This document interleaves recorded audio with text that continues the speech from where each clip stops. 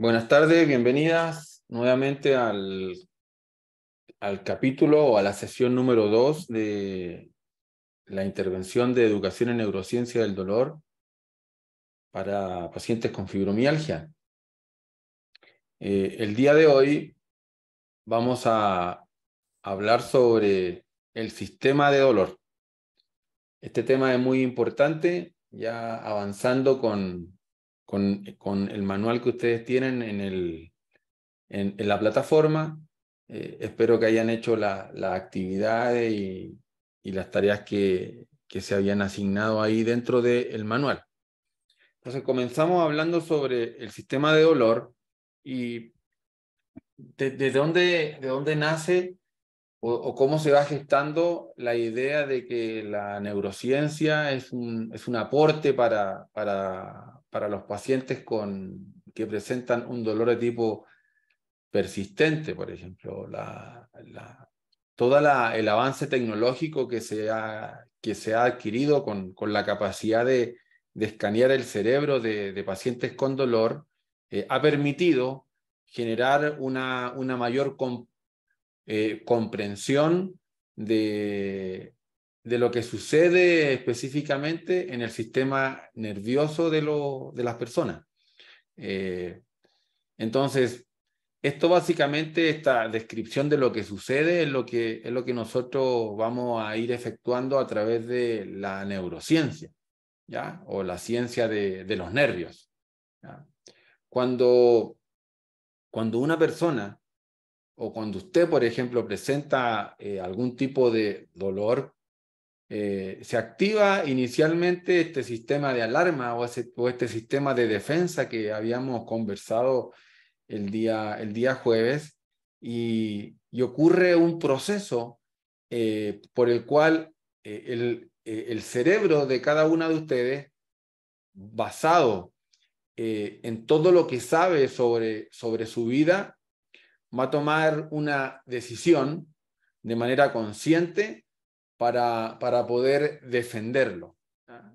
Ya habíamos dicho que este sistema de alarma que tenía nuestro sistema nervioso, que iba a ser comandado por el cerebro, que es el efector principal del sistema nervioso central, iba a tomar una acción para poder defendernos de algún tipo de amenaza o de algún tipo de ataque, ¿ya? Entonces, él siempre va a estar atento a las necesidades que nosotros tenemos de acuerdo a nuestro sistema de alarma o al sistema de defensa, que en este momento vamos a hablar que se va a llamar sistema de dolor. Acá tenemos un ejemplo para comprender un poco la afirmación de lo que sucede con el cerebro cuando él debe tomar una decisión específica, y esto se llama es una experiencia visual que va a depender de la información que nuestro sistema nervioso central está recibiendo y que nuestro cerebro procesa, ¿ya? Entonces, para poder comprender mejor la afirmación, observe la manera en la cual están distribuidos los colores del tablero de ajedrez que usted está viendo. ¿Ah? Este es un tablero de ajedrez normal que tiene un cilindro en un costado y que ese cilindro proyecta una especie de sombra, ¿ya? Entonces,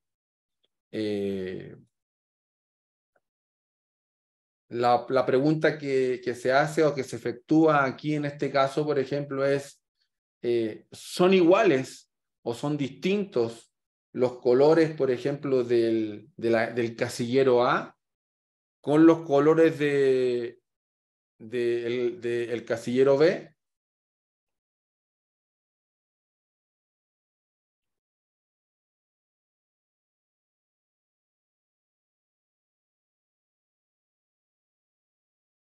No sé si están viendo la diapositiva del tablero o están viendo la presentación que no ha sido compartida.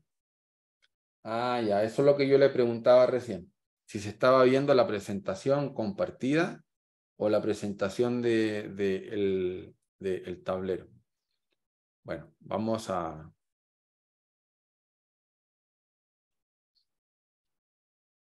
Perfecto. Entonces, vamos a proyectar de nuevo en pantalla completa.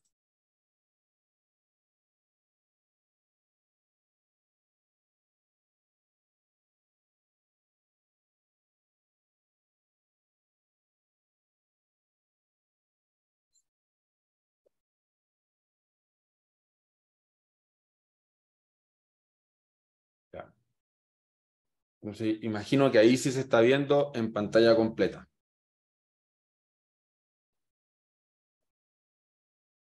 Listo, perfecto.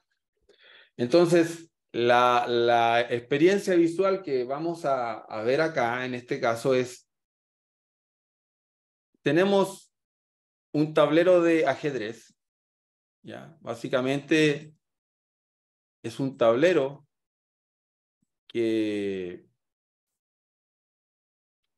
es un tablero normal, común y corriente, que tiene unas casillas de un color y otras casillas de otro color. Entonces, vamos a comparar un poco lo que vemos en la casilla A con la casilla B, ¿ya? Entonces, la pregunta que se hace en este caso es, ¿el color de la casilla A es igual al color de la casilla B?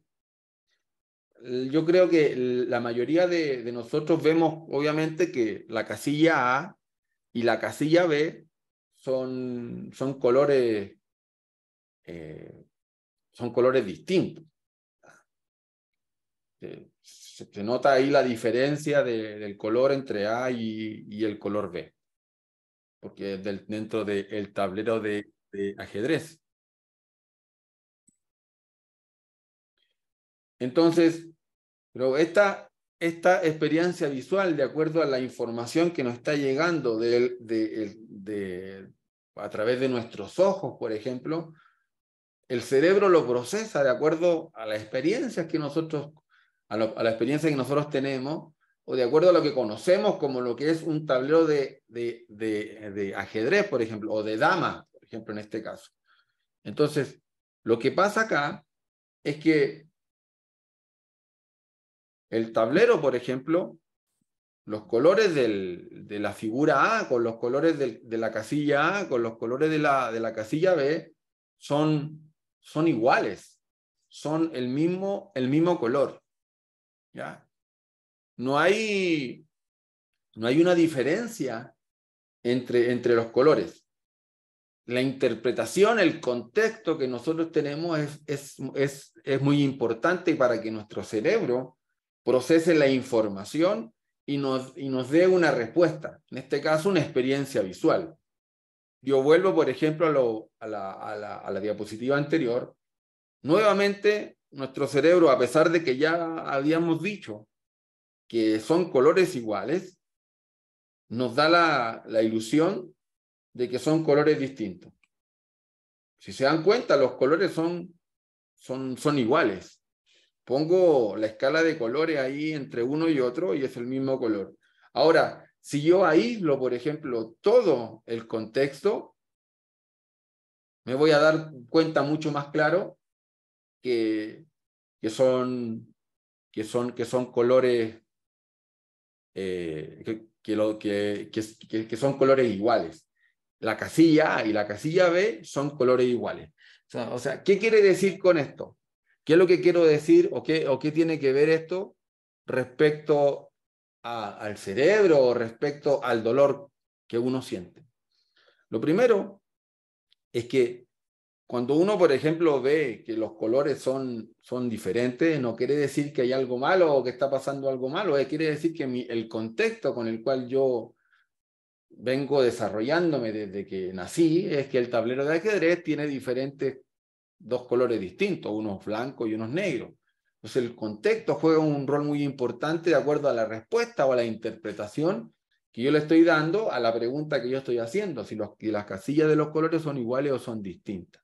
Entonces, esto no significa que haya algo malo en la cabeza o que no sea real, ¿ya? Entonces, es importante que usted vea cómo el cerebro va a procesar la información en todas las personas de cierta forma, en donde la experiencia previa que uno tiene ante un estímulo va a tomar una respuesta, una respuesta muy personal.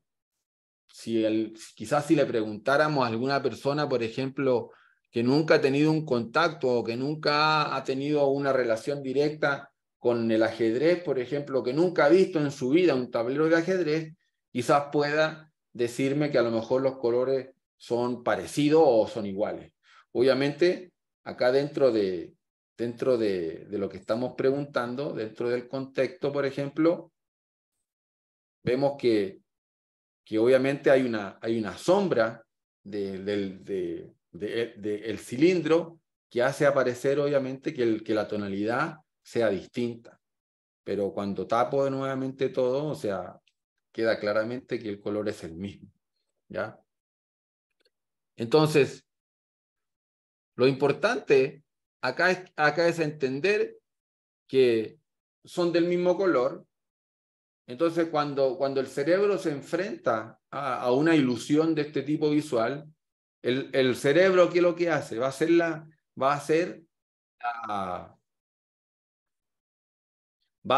hacer la elección más lógica que tiene, ¿ya? Y la elección más lógica que él presenta la va a determinar con una serie de factores, ¿ya?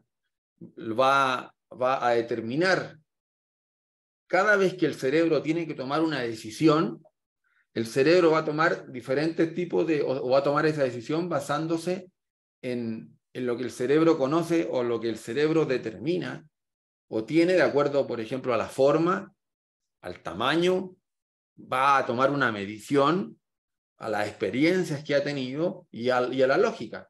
Entonces, con base a todo ese aspecto, a todas estas decisiones que el cerebro toma, da una respuesta determinada. Y lo mismo pasa cuando usted siente algún tipo de dolor.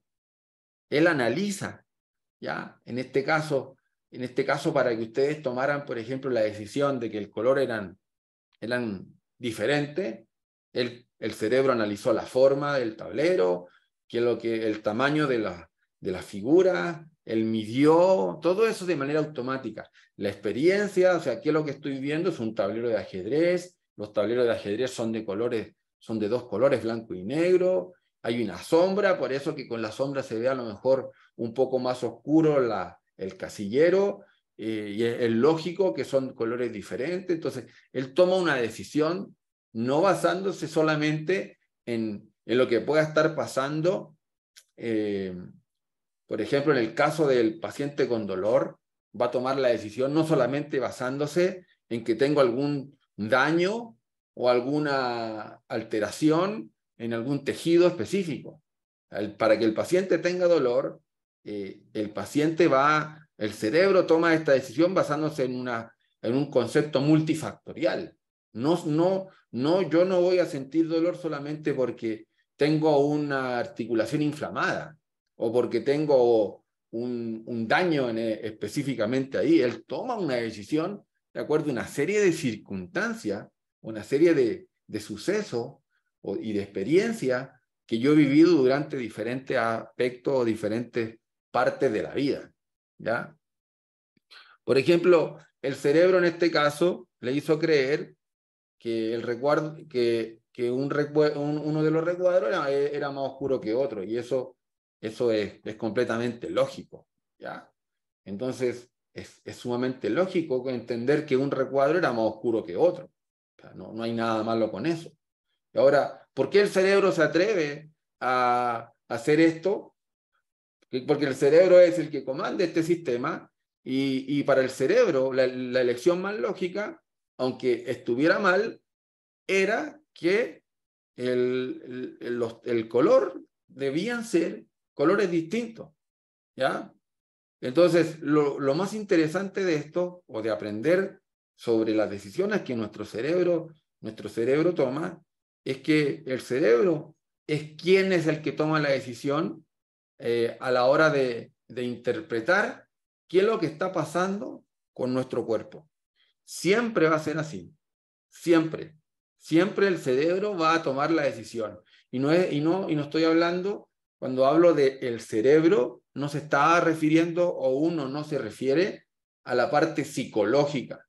Ya estoy hablando al cerebro como el órgano, como el corazón, como el pulmón, como el riñón, como el hígado. Es un órgano. El tema es que el corazón, el riñón y el hígado no toman decisiones. El cerebro es un órgano que toma sus propias decisiones. Es un órgano inteligente que analiza, toma decisiones. Pues el corazón no toma decisiones propias. El cerebro comanda todo y él toma las propias decisiones muchas veces inconsciente de lo que yo quiera o quiera hacer. ¿Ya? Él toma propias decisiones. Entonces, con base a esas decisiones, es lo que yo analizo o lo que yo interpreto. ¿Ya? Vamos a poner un ejemplo más aterrizado para que usted pueda comprender un poco en la parte real de lo que pasa con el dolor, por qué el cerebro toma estas decisiones y cómo las toma. ¿Ya? Vamos a imaginar este ejemplo. Todos conocen lo que es un esguince de tobillo, me imagino. ¿Ya? Vamos a hacer un caso hipotético de un esguince de tobillo. ¿Ya? Imaginemos que usted va caminando por la calle y tiene que cruzar la acera o la vereda de un lugar a otro. Entonces usted va cruzando la calle, por ejemplo, y imaginemos que va con unos tacos, unos zapatos con unos tacones altos y se dobla el tobillo, ¿ya?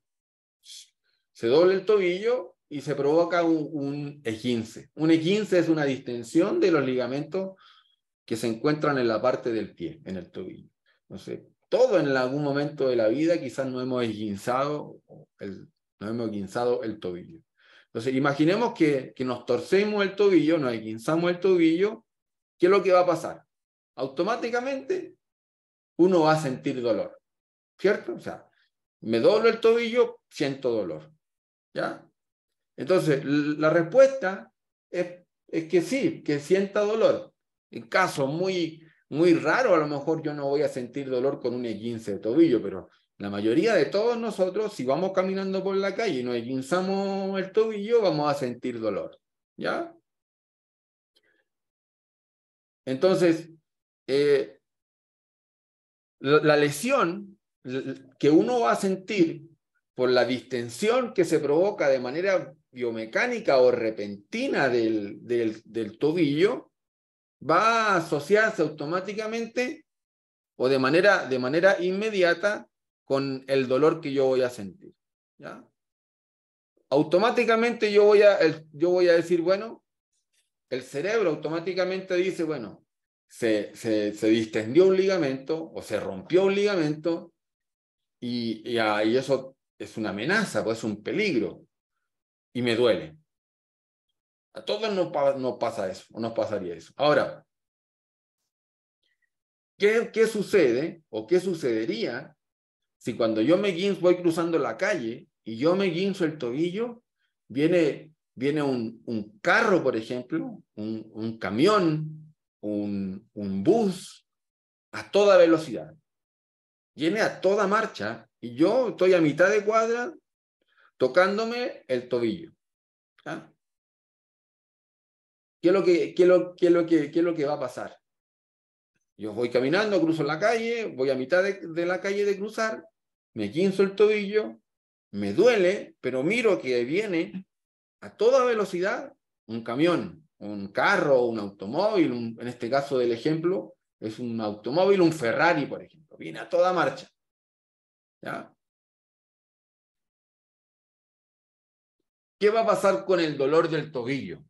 ¿Qué cree usted que va a pasar con el dolor del tobillo? Automáticamente, el dolor del tobillo va a pasar a segundo plano, va a dejar de doler. Automáticamente deja de doler. Pero uno dice, pero ¿por qué va a dejar de doler si no se va a recuperar mágicamente el ligamento? Pues el ligamento no se va a reparar. El ligamento sigue dañado ahí. sigue con el problema ahí. No se va a dañar el ligamento no se va a reparar. El tema es, y esto es lo bonito de lo que estamos estudiando ahora, que es lo de la neurociencia, que es súper lógico que, primero es lógico que el cerebro provoque el dolor cuando yo tengo un esguince de tobillo. Porque él quiere protegerme, pues él no quiere que yo siga caminando y que siga dañando más mi tobillo. Automáticamente me manda la información de protección. Y esa información de protección es el dolor. Ahora, el dolor en el tobillo va a hacer que yo me agarre el tobillo y obviamente me toque el tobillo. Pero el cerebro, cuando determina que hay una amenaza mayor, en este caso cuando viene de frente el camión o el autobús, automáticamente él, de manera sabia, deja de enviar esta información de esta respuesta, deja de enviar el dolor al tobillo, deja de enviarlo. ¿Para qué? Para que yo pueda salvar mi vida, porque si yo me quedo ahí tocándome el tobillo, si yo me quedo ahí sobando, tocándome el tobillo con dolor, a lo mejor no voy a ser capaz de correr tan rápido porque el dolor me va a impedir el caminar o el poder avanzar mucho más rápido. ¿Ya? Entonces, si yo pudiera, si pudiera escuchar en el cerebro durante estas situaciones o esta toma de decisión que el cerebro tiene que hacer, el cerebro sin duda tendría que decir o decidir qué es lo más peligroso, el esguince de tobillo o el camión que viene y que me va a atropellar. ¿Ya? Automáticamente el cerebro tendría que decir, es más peligroso el camión, porque con el esguince de tobillo yo puedo seguir viviendo, pero si me atropella, si me quedo parado ahí en la mitad de la calle y si me atropella, no voy a seguir viviendo. Entonces, él toma decisión de acuerdo a la amenaza mayor.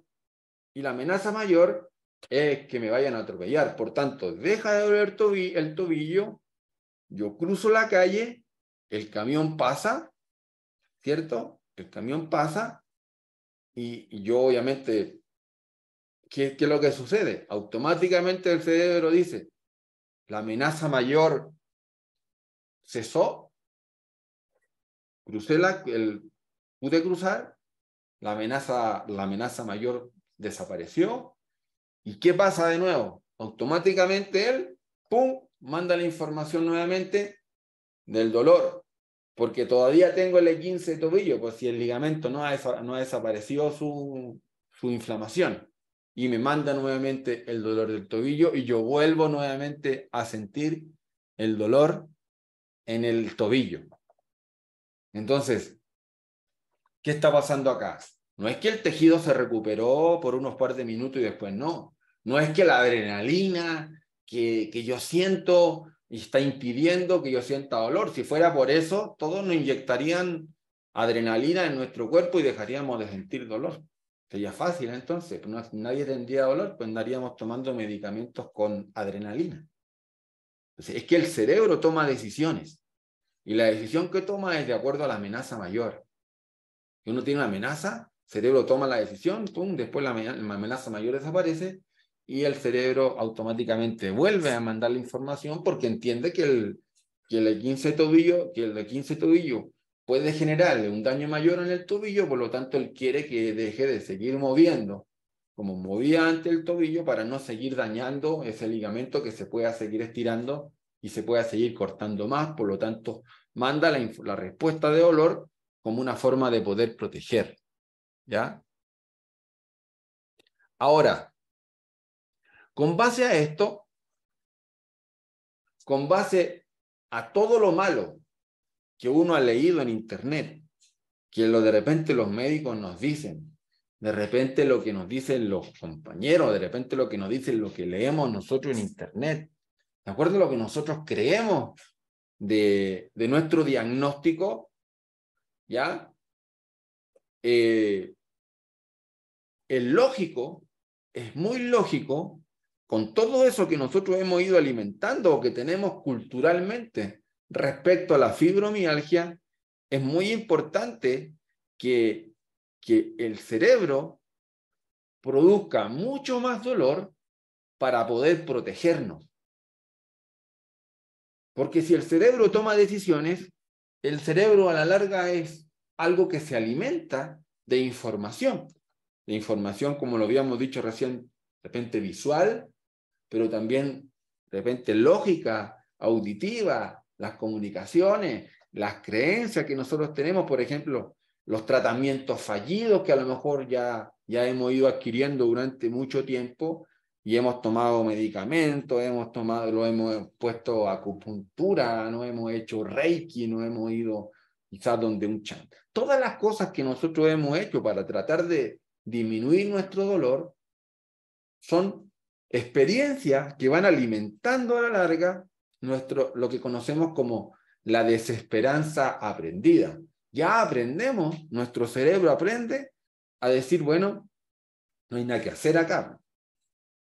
Más encima me dice la vecina, no, yo conozco, por ejemplo, una persona que tiene fibromialgia y no se puede ni levantar ni de la cama, y el dolor la supera, y nos metemos a estos grupos de Facebook de repente donde cada cosa que pasa nuevo a la persona automáticamente culpa o dice es por la fibromialgia. Y es común ver, por ejemplo, que me salió, por ejemplo, por decirlo así, una roncha, un grano en el cuello, por ejemplo, y uno dice, escribe en los grupos de Facebook de fibromialgia, tengo un grano en el cuello, esto es generado también por la fibromialgia, y de las 500 personas que están ahí, a lo mejor a 5 tiene también un grano en el cuello, y sí, a mí también, entonces uno asocia, bueno, la fibromialgia es lo que me está generando este grano en el cuello, o la cefalea.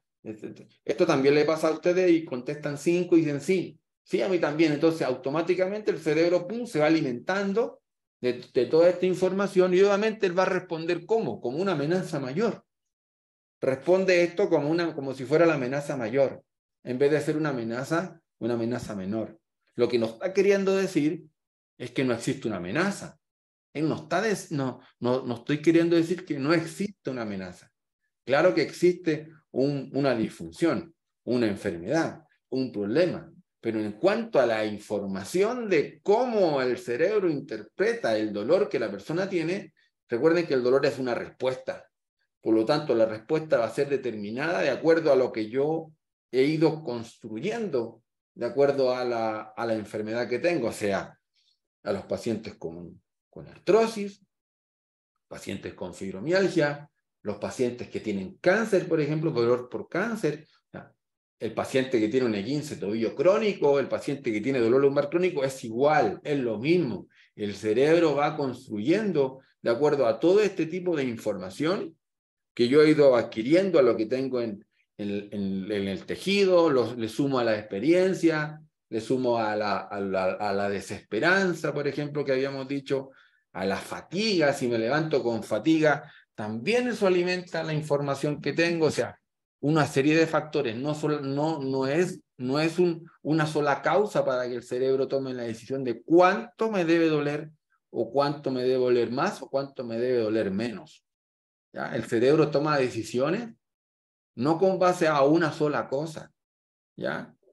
Como lo vimos acá en algo tan simple como el esguince de tobillo, que obviamente hay un daño en un tejido, él incluso ahí toma decisiones, ¿ya?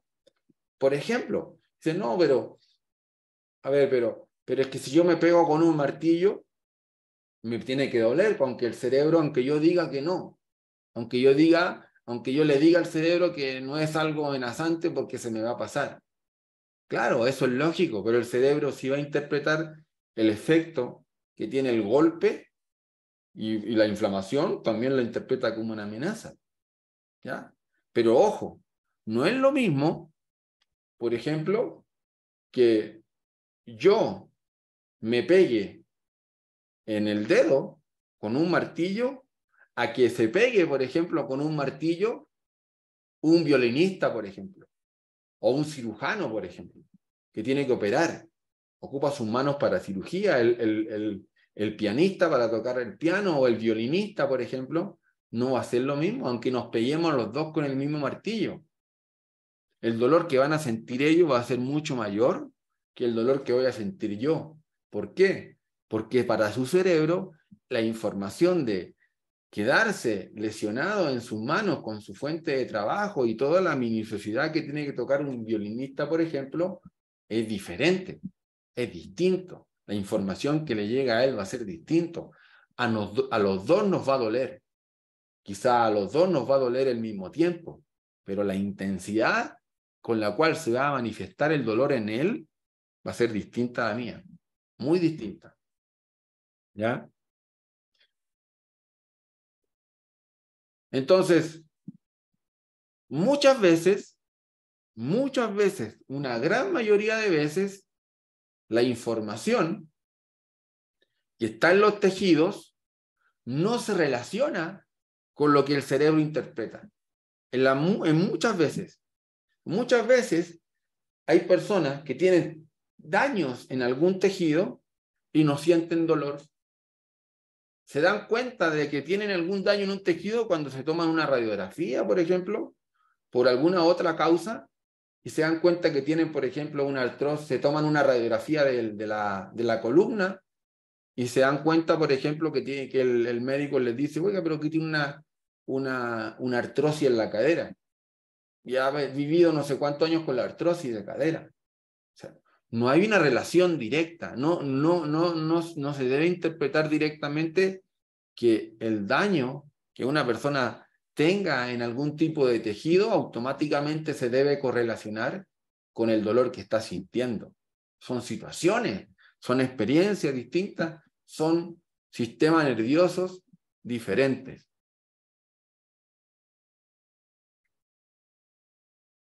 Entonces, muchas experiencias o muchas personas experimentan dolor, pero los exámenes que se realizan, los exámenes clínicos que se hacen, no dicen que tienen un daño. Pasa lo contrario, ¿ya? No presentan ningún tipo de alteración.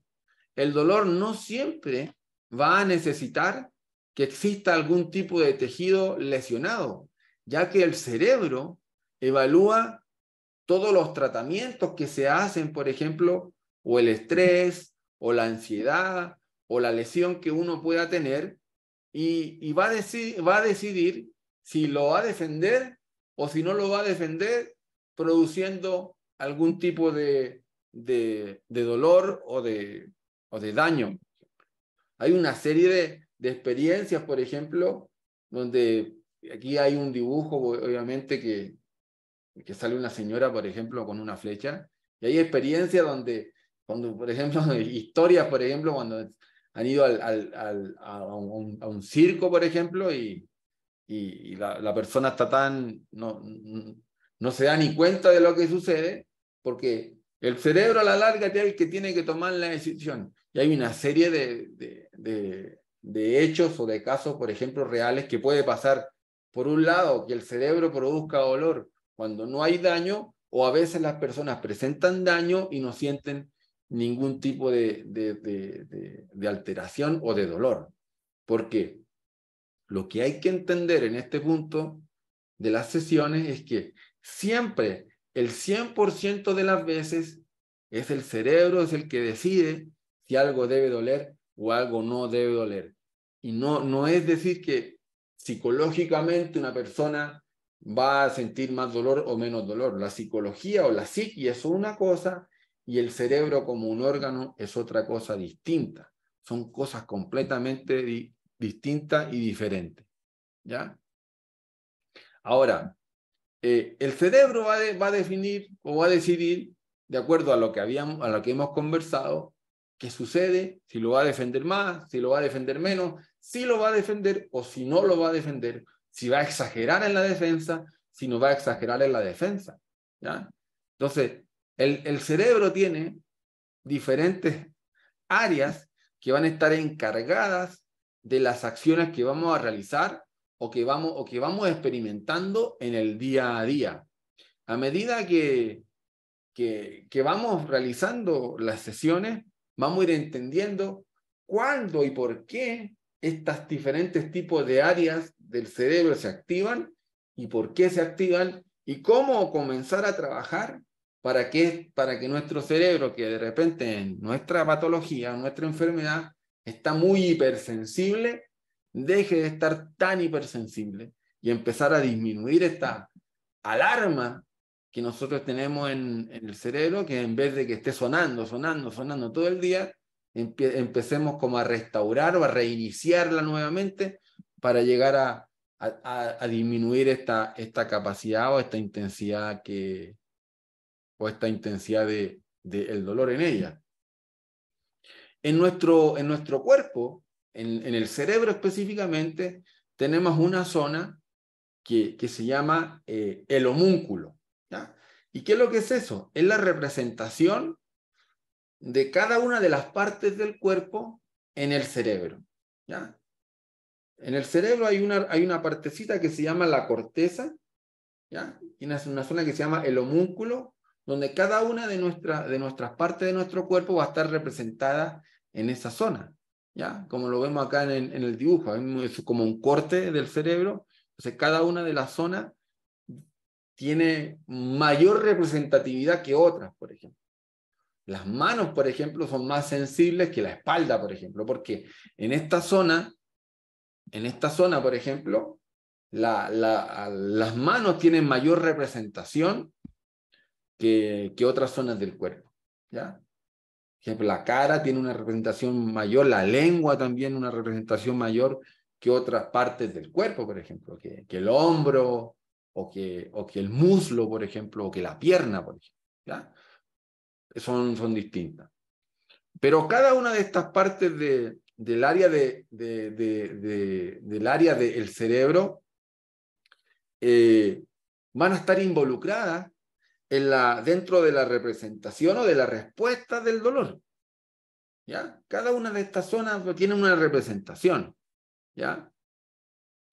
Entonces, todas estas zonas, por ejemplo, las zonas donde se planifica el movimiento, la zona donde se planifica, por ejemplo, la atención, la zona donde se planifica cuando uno siente miedo, por ejemplo, o la memoria, o la motivación, por ejemplo, todas estas zonas donde se realizan todas esas actividades en el cerebro, también van a estar involucradas en la respuesta que mi cerebro le está dando al dolor.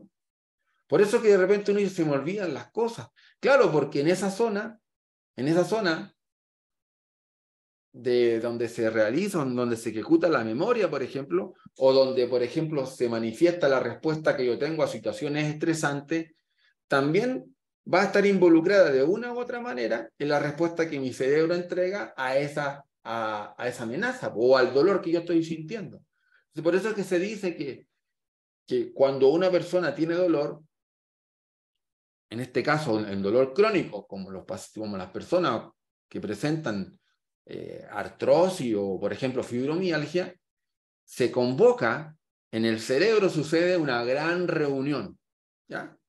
Una gran reunión donde el cerebro de repente convoca al área de la memoria, convoca al área, por ejemplo, de la atención, al área de la respuesta al estrés, y empieza a ocupar estos recursos de estas áreas, y por eso que el cerebro pasa a ser más importante y yo empiezo de repente a olvidar cosas. Se me olvidan las cosas, no estoy tan atento, estoy más olvidadizo, porque el cerebro empieza a ocupar recursos de esa zona para tratar de responder a estas amenazas que para él es una amenaza mayor, ¿ya? Entonces, varias áreas del cerebro van a estar involucradas en todas estas experiencias que yo voy a tener con el dolor, porque, por ejemplo, el cerebro para tomar la decisión tiene que recurrir ¿a qué? A las experiencias también, porque si he tenido malas experiencias, obviamente voy a tener una amplificación de lo que yo siento como respuesta, o sea, como dolor. Entonces él va a ir a la memoria, se va a rescatar de la memoria las experiencias que yo tengo referente a esto, ¿ya? Por ejemplo, si yo me caigo, por ejemplo, me caigo en la nieve, ¿ya? Me caigo en la nieve y sufrí un accidente, por ejemplo, en la nieve, estaba esquiando, sufrí un accidente en la nieve, y ese accidente en la nieve, por ejemplo, me costó para recuperarme porque a lo mejor fui a terapia y no eran tan buenas las terapias, por ejemplo, y estaba pasando por un mal momento o estaba viviendo un proceso de estrés, una serie de cosas, es probable que si yo vuelvo a tener nuevamente una situación muy parecida, una caída, por ejemplo, en otro lado, el dolor que yo voy a presentar automáticamente va a ser mucho mayor porque mi cerebro va a recurrir a la experiencia de cómo me fue con la caída que yo tuve en un momento determinado. Entonces él va a ocupar también los recursos de la memoria, de las experiencias que yo tuve. Entonces, si yo he tenido malas experiencias con mi patología, con mi problema, con mis intervenciones, obviamente él va a recurrir a todos esos recursos del cerebro, del propio cerebro, a esos recursos de esas áreas, para dar una respuesta. Y obviamente si las experiencias no han sido positivas, he tenido muy malas experiencias, y eso se refuerza con los conocimientos que tengo de la patología, obviamente la respuesta que él va a dar va a ser mucho, mucho mayor. ¿Ya? Entonces, otra forma de poder ver lo que sucede es, por ejemplo, si entendemos que el cerebro actúa como el conmutador de una empresa, por ejemplo. El conmutador de una empresa es la persona, por ejemplo, que recibe las llamadas, ¿ya? Entonces, por ejemplo, se puede conectar con diferentes tipos de extensiones. Por el conmutador, uno llama, oiga, me puede comunicar con la área de la gerencia, y el conmutador, sí, pum, yo le comunico con la área, y automáticamente le desvía la llamada a una área. Entonces, el conmutador tiene una relación de la derivación con todas las áreas. Lo mismo pasa con el cerebro, pues él tiene la conexión y sabe lo que pueda estar pasando en diferentes tipos de áreas. Entonces, si él quiere tener algún mapeo, él va a mapear automáticamente todo lo que pasa en diferentes áreas del propio cerebro, ¿ya? Él sabe lo que sucede. Entonces, todas estas áreas están interconectadas, ¿ya? Están interconectadas y pueden tener una semejanza a cómo funciona el procesamiento de la información, por ejemplo, de lo que suceda a cada una de ustedes. El cerebro sabe lo que está pasando, lo que está viviendo, la experiencia, cómo estoy emocionalmente. Hago ejercicio, no hago ejercicio. Tengo depresión, tengo estrés. ¿Ya? Él sabe todo lo que sucede. Entonces, si sabe todo lo que sucede, va a reforzar más esta respuesta de protección, porque va a culpar a todo lo que pase a la patología que cada una puede ir pasando. Y si yo creo que lo que tengo, por ejemplo, me duele la cabeza, y yo digo, no, debe ser por la fibromialgia, él refuerza lo que pasa, y cada vez que usted tenga un proceso de estrés y piense que la fibromialgia se alborotó, automáticamente le va a mandar la información del dolor de cabeza. ¿Ya? Entonces, hay que entender, sobre todo hay que entender que el cerebro es el que determina si algo va a doler o algo no va a doler, ¿ya? Entonces, el problema que sucede, que muchos profesionales del área de la salud no se saben explicar correctamente, y muchas veces uno malinterpreta la información y nos dice, no, ¿sabe qué? Todo su dolor está en su cabeza. Esa es una afirmación completamente falsa y que refuerza, obviamente, que uno crea que le están diciendo que psicológicamente no está bien, ¿ya? Entonces, desafortunadamente, esa información se ha malinterpretado por mucho tiempo, porque no entienden lo que es el proceso de la neurociencia específicamente. No entienden, entonces, ¿esto qué implica? Que uno diga, no, que mi dolor entonces no es real porque mi cerebro lo está inventando. Entonces, eso no es cierto, no es verdad, ¿ya? Porque el dolor se encuentra específicamente como una respuesta a la interpretación de todos estos circuitos que están sucediendo y que pasan de acuerdo a diferentes áreas de la información, pues el cerebro es el que recibe toda la información interna y externa, como lo vimos con el tablero de ajedrez, ¿ya? Entonces, si su experiencia de dolor está en el cerebro, es real, se puede medir. Y lo importante, ¿qué pasa? Que si se crea de acuerdo a la experiencia, de acuerdo a los daños, al problema, al E15, a lo que suceda, si se crea, también se puede cambiar. ¿Ya? Entonces, por eso que es importante entender que los procesos cognitivos, lo que uno pasa, lo que uno vive, lo que uno siente, están directamente relacionados con la percepción de dolor, con lo que mi cerebro percibe como información. Entonces, está relacionado directamente con lo que uno piensa, con lo que uno siente, con lo que uno crea acerca de la condición. Entonces, lo que uno crea, lo que uno siente, lo que uno viva, va a tener un impacto significativo en mi tratamiento. Por lo tanto, lo que yo evalúe, el tratamiento que haga, o el pronóstico que yo tenga, o la creencia que yo tengo de lo que estoy viviendo, va a tener un impacto directo en la información que mi cerebro va a asociar referente a esta respuesta. Por eso que es muy importante tener la capacidad de poder entender, y no cuando digan, no, está todo, usted se está inventando, se lo está creando, o me dijo que todo está en mi cabeza, entonces por lo tanto no es real y eso no es cierto. Claro, no es así. Es una mala interpretación de lo que se conoce como la neurociencia. ¿Ya? Entonces, hay una serie, esto no es solamente que el paciente no entienda, o sea, hay una serie de profesionales de la salud sumamente desactualizados que lamentablemente refuerzan a través de sus comentarios, a través de la información que le entregan al paciente, refuerzan estas informaciones amenazantes, por lo tanto, en vez de hacerle mucho bien, generan esta hiperactividad o hipersensibilidad que el cerebro tiene y que el sistema nervioso como sistema de alarma tiene y se activa mucho más de lo que debiera activarse. Entonces,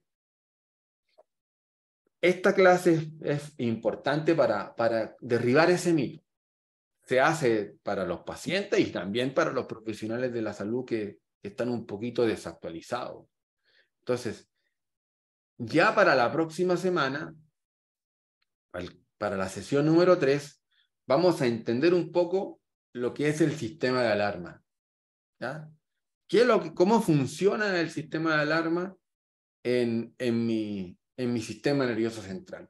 ¿Por qué mi sistema nervioso central se conoce como el sistema de alarma? Entonces voy a dejar de compartir y voy a abrir el espacio para que ustedes puedan hacer algún tipo de consulta o alguna duda que puedan haber tenido de la clase, de la sesión del día de hoy.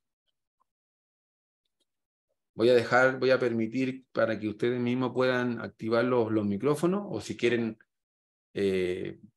escribir también en el chat la pregunta, yo con gusto la leo. Vamos a dar unos 5 minutos para las preguntas, y también lo pueden ir dejando en la página donde se va a alojar también la clase del día de hoy, y se van a ir respondiendo. También va a quedar el capítulo 2, el manual, para que usted tenga una lectura más completa de lo que vimos el día de hoy. Vamos con la señora Marta. Señora Marta, adelante.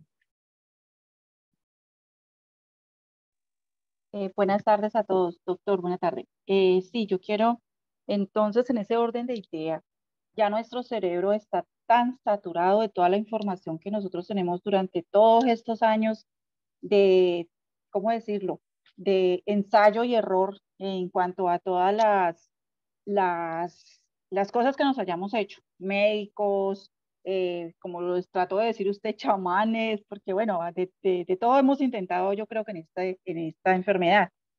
Entonces ahí la duda es cómo empezar a desaprender todas esas cosas en el propio cerebro que ya las tiene de por sí, eh, ya las conoce y ya en el momento que sí, lo que usted decía es cierto. Cualquier cosa que nos aparezca, simplemente no le damos la importancia porque decimos, ah, no, eso ya es de la fibromialgia, y muchas veces pueden ser otro tipo de enfermedades que están escondidas o que están apareciendo en nuestros organismos, pero que realmente les echamos la culpa a la fibra. Entonces, ¿cómo hacer que nuestro cerebro desaprenda lo que ya tiene él aprendido dentro de todos estos años? Bueno, ¿Hay ejercicios? sí, esa es una muy buena respuesta, porque Perdón, esa es una muy buena pregunta porque esa es la respuesta que uno siempre espera cuando termina esta sesión, la sesión de cuando uno explica esto, que el paciente pregunte, bueno, ¿y ahora qué hacemos? ¿Cómo podemos cambiar? Bueno, lo importante aquí es que ya al entender este proceso, estamos comenzando a desensibilizar nuestro sistema nervioso central. Ya hemos comenzado. Hay una serie de otros procesos que vamos a ir viendo durante las 10 sesiones, pero ¿cómo comenzar a hacer ese reaprendizaje de nuestro cerebro? Bueno, ya comenzamos con esto. Por eso que la intervención se llama educación en neurociencia del dolor. Porque para desaprender el dolor, primero hay que aprender qué es lo que es el dolor. Y luego de eso, vamos a ir paso a paso enseñando un poco cómo trabajar todo nuestro sistema, porque no es solamente no es algo netamente del cerebro, como lo vamos a ver en la próxima clase. Nuestro sistema de alarma involucra todo nuestro cuerpo, porque nuestro cuerpo está lleno de cables, está lleno de nervios, ¿ya? Entonces, tenemos que desaprender todo nuestro sistema nervioso central comandado por el cerebro. Señora Carla, adelante.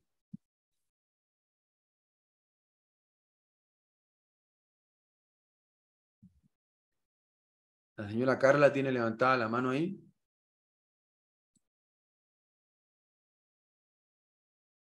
Puede escribir por el chat o activar el micrófono, si gusta. No hay problema. O alguien que quiera... creo que ahí ya me oigo. Perfecto, sí.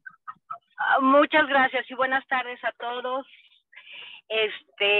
Doctor, una pregunta.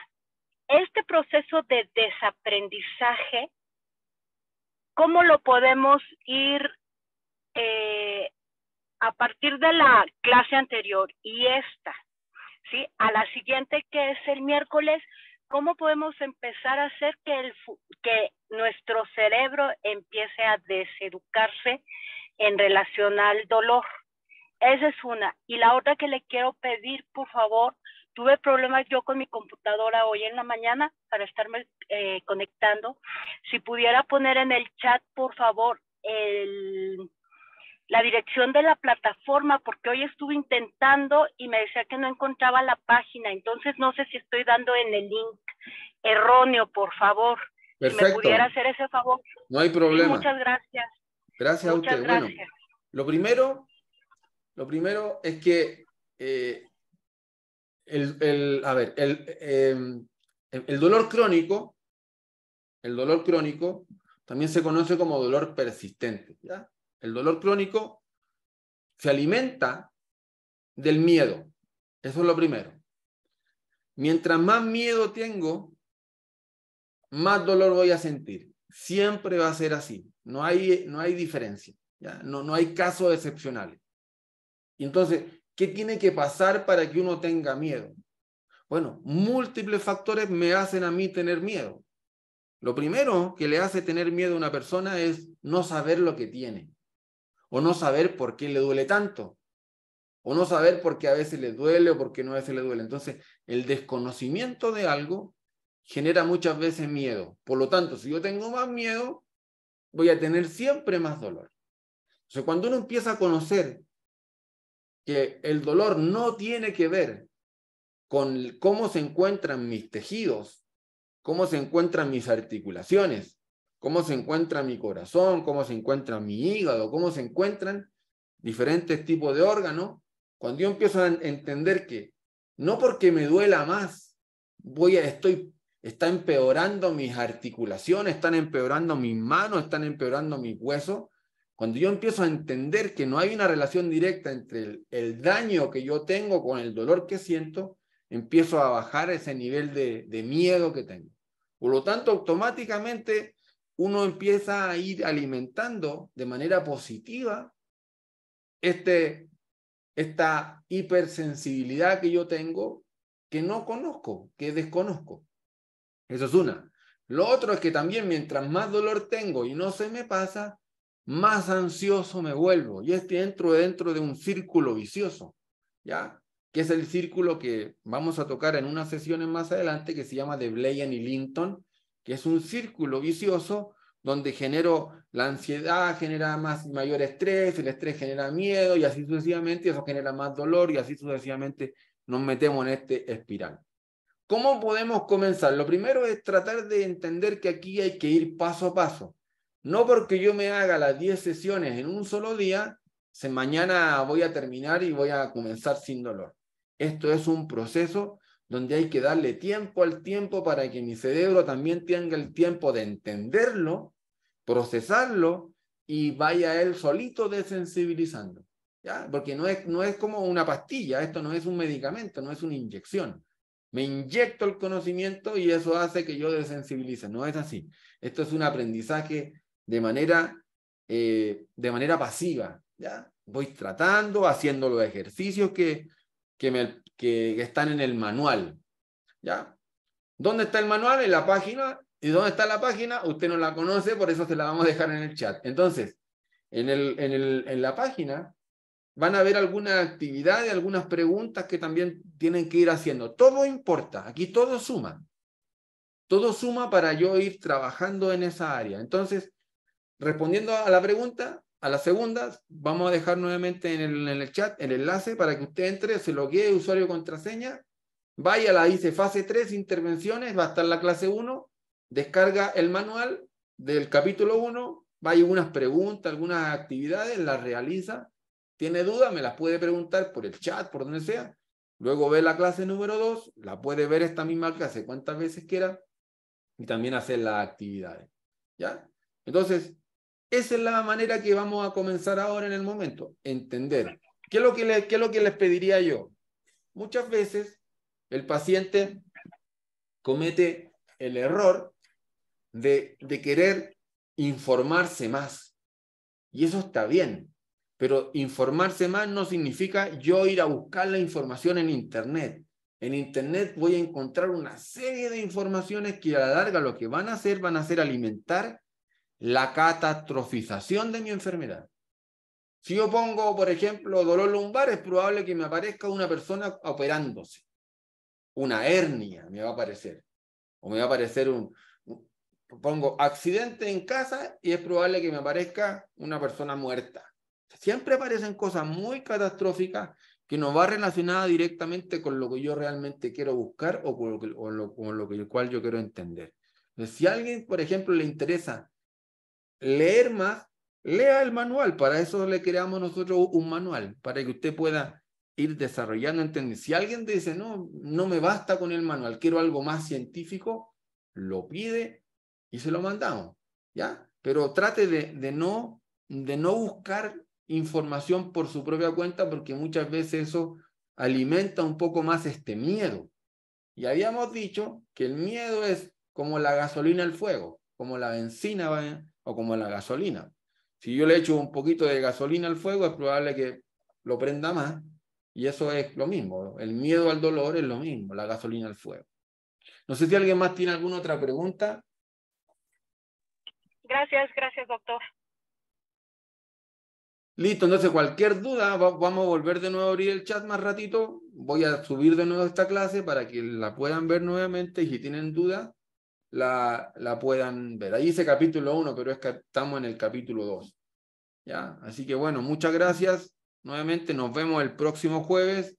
Vamos a dejar algunas actividades en la página para que ustedes de aquí al próximo jueves llegue con muchas dudas y las pueda preguntar.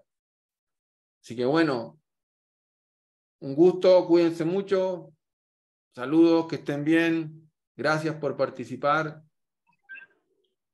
Gracias, doctor. Saludos, que estén bien. Gracias, Cualquier duda que tengan, lo que necesiten, pregúntenmelo al interno del WhatsApp o en el grupo. Cualquier duda, saben que cuentan con nosotros. Chao, saludos. Ok, muchísimas gracias. Buen fin. Chao. Chao, doctor, muchas gracias. Saludos. Gracias. Gracias, hasta luego, bendiciones. Hasta luego todos, gracias. Chao.